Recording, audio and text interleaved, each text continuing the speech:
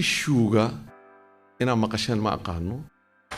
oo Kenya iyo Soomaaliya hadda aan isku haysano Security Council iyo United Nations oo Kenya oo ku mudacayso dhahayso al-shabaab ha lagu daro resolution oo la yiraahdo 1267 oo ay ku jiraan al-Qaacida ISIL shabaab ha lagu daro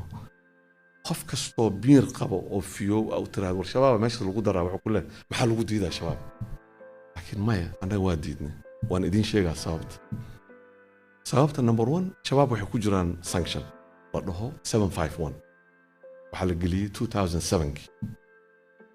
shabaab lacagta ugu badan waxay ka helaan dhuxusha la dhoofiyo oo laga dhoofiyo gobolada koonfureed marka la dhoofinayo waxa kor taagan askar Kenyaan ah ana masawiran haynaa waxaan haynaa facts qoladii xataa sanction committee-ga soo qoray oo dhahayo we have seen ayaga soo qoray report soo qoray waxaan anaga sameynaa ma aha ilayhin Kenyans ayagoo joogo dhuxusha meesha laga dhoofinayo marka waxa ii sheegtaa Kenya iyadoo ogolaatay in dhuxusha la dhoofiyo ay shabaab lacag ka sameeyso why ay shabaab u rabtaa inay ku darto 1267 marka waxa noo soo baxay laba shay 1267 ma qabo exemptions oo humanitarian ah marka haddii la geliyo meeshii ay shabaab joogaan hadduu disaster ka dhaco wax la geen kara bale taas yaa nagu taageeray dhammaan hay-adihii humanitarian ka shaqeynaya dhan waxay ku taageereen Soomaaliya warqaday u qoreen Secretary of State-ka Pompeo meel walba u qoreen Kenyans-ka maxay sameynayaan waxay adeegsadeen dhammaan hay-adahoodii dawliga ahaa in aragteen ma aqaano baarlamaanka Kenya is the speaker of the parliament wuxuu geeyay motion oo literally hadda motionkaas akhrisaan wuxuu declare garaynaa war on Somalia haddii maxkamadda ay ka xukunto arrintii badda oo aan isku haysanay anaga iyo waddankan dariskana walaalahana Kenya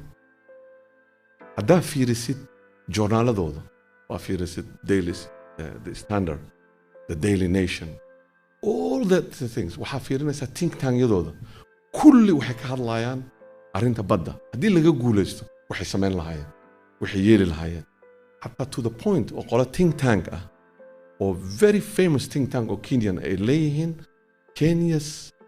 maxaa la yiraahdaa Coast Guard should invade maxaa lahaa disputed area and beyond walaalahayga Soomaalida marka maxay tweet garaynayaan everything ay Kenya soo qorto waxa ii soo diro maalin qof Soomaali ii soo diro with tweeting Instagram Facebook the propaganda of Kenyans anaga faafinayna marka walaalayaal waxaan rabaa inaad fiirisaan oo la kala saaro qofka bini'aadamka mucaarad waa noqon kartaa dawlad kasta mucaarad lagu noqon karaa wala mucaarad laakiin mucaaradka iyo muxaafidka wax ka dhaxeeya jiro waxa naga wada dhaxeeyo wadan oo la yiraahdo Soomaaliya oo leh territorial maxaa la yiraahdaa boundaries oo leh la aqoonsan yahay oo adduunka laga aqoonsan yahay can we just agree horta waddankaas inaan ilaashan karno xuquuqdiisa aan ilaashan karno and I think we can haddaan iska ilaalino waxyaabaha oo mataqaanaa divisionka noo keenayo oo waxyaabaha common we have more in common believe me haddii in Soomaaliya la kala qaybiyo ee qaar Kenya qaadato qaarna Ethiopia lagu daro qaarna meel kale aadaan qaarna isticmaar kale lagu celiyo